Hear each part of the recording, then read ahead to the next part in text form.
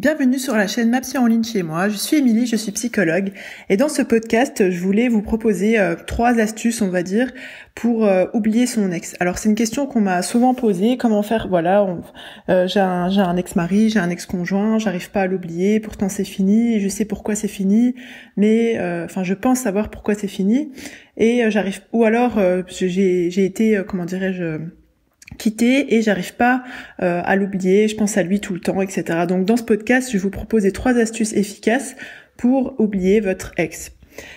En 1, ce que je vous propose, c'est de travailler le deuil et l'acceptation. Alors, c'est bien joli à dire, vous me direz comment on fait concrètement. Ce que je vous propose comme exercice concret, faites une petite fiche avec tous les points négatifs que vous aviez avec cette personne. Alors, tant, on va dire, dans son caractère, ce que vous n'aimiez pas, mais aussi dans la relation, qu'est-ce qui vous dérangeait. Faites une fiche alors de ce que vous des points négatifs, on va dire, mais et également faites une fiche avec ce que vous regretterez pas du tout chez cette personne-là. Et dans dans ces 2 exercices, vous allez travailler le deuil, c'est-à-dire que vous allez élaborer en fait les choses qui ne vont pas vous manquer, de sorte à faire grandir cette idée justement que c'est bien fini et qu'il y a des choses qui vont pas vous manquer et il y aura pas de regret à avoir. Et le fait de poser les choses sur papier va vous aider à travailler à travailler cette idée, ce mécanisme d'acceptation. En 2, ce que je vous propose, alors vous allez me dire oui, d'accord, il y a des points négatifs, etc., mais il y avait aussi du positif. Alors je vais vous dire oui, acceptez le positif, servez-vous de cette nostalgie, on va dire des points positifs, pour les réinvestir. Alors comment vous allez me dire? Non pas pour penser à cette personne, mais en tant que d'abord outil de connaissance de vous-même, c'est-à-dire que vous aimiez, je sais pas, je dis n'importe quoi, votre ex il était généreux. Eh ben peut-être si c'est un truc qui vous manque, c'est que c'est important pour vous d'être avec quelqu'un qui est dans le partage. Du coup c'est un élément de connaissance vis-à-vis de vous-même. Et également vous savez que c'est une valeur qui compte pour vous, mais vous savez aussi que c'est important pour vous comme qualité pour un conjoint potentiel. Donc là, ça va être vraiment vous voyez tous les points positifs dont vous allez vous souvenir, tant de la personne en elle-même que de la relation. Eh ben, ça va être non pas pour cultiver une certaine nostalgie, mais vous allez l'orienter pour vous dire ah oui, donc ça, j'aimais bien ça chez lui. Donc en fait, c'est un truc qui compte pour moi, que j'aime dans une relation ou chez une personne. Et je connais cette qualité. Elle est importante pour moi et c'est important pour moi de trouver ça chez un conjoint potentiel. Et la troisième astuce, c'est justement c'est toujours, vous voyez, vous avez vu le 1 implique le 2, hop, implique le 3. Eh bien, tournez-vous vers l'avenir.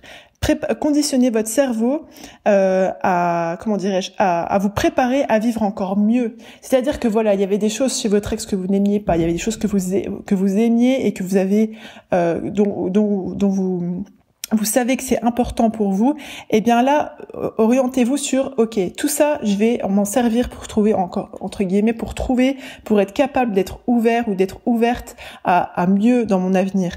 Vous pouvez constituer une sorte de leitmotiv, c'est-à-dire, autrement dit, des phrases qu'on se répète pour se conditionner à la nouveauté.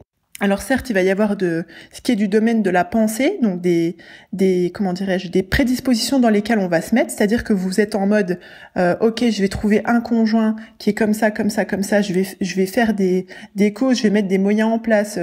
Par exemple, quand je suis avec mon entourage, je fais passer le message que je suis ouvert, je suis plus dans le regret, mais que je me tourne justement vers l'avenir en provoquant entre guillemets d'autres rencontres.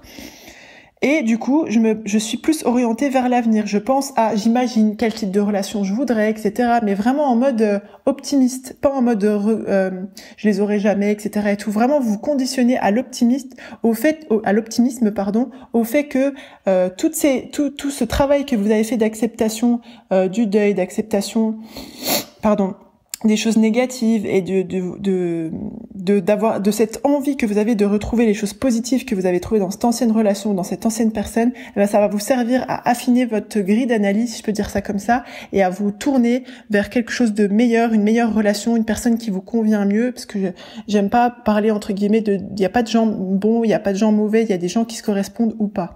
Donc là, travaillez cette idée en vous-même que vous êtes plus mature pour trouver une personne qui vous correspond. Voilà, j'espère que ce podcast vous a plu, qu'il vous apportera une plus-value. Si vous pensez d'ailleurs qu'il puisse être utile à une tierce personne, eh bien je vous invite à partager ce podcast. Laissez-moi un petit pouce bleu, un petit commentaire si vous avez d'autres astuces qui sont efficaces pour oublier, ou si vous n'êtes pas d'accord avec ce que je dis, ou si vous êtes d'accord et puis ça vous a servi, ou si vous avez déjà expérimenté vous dans un travail d'acceptation de la fin d'une relation, l'une ou l'autre, et vous avez trouvé que ça marchait ou pas et pourquoi. Je vous invite à laisser un petit commentaire. N'oubliez pas que vous êtes la première personne à bénéficier du crédit que vous accordez à votre existence et je vous dis à bientôt. Bye bye.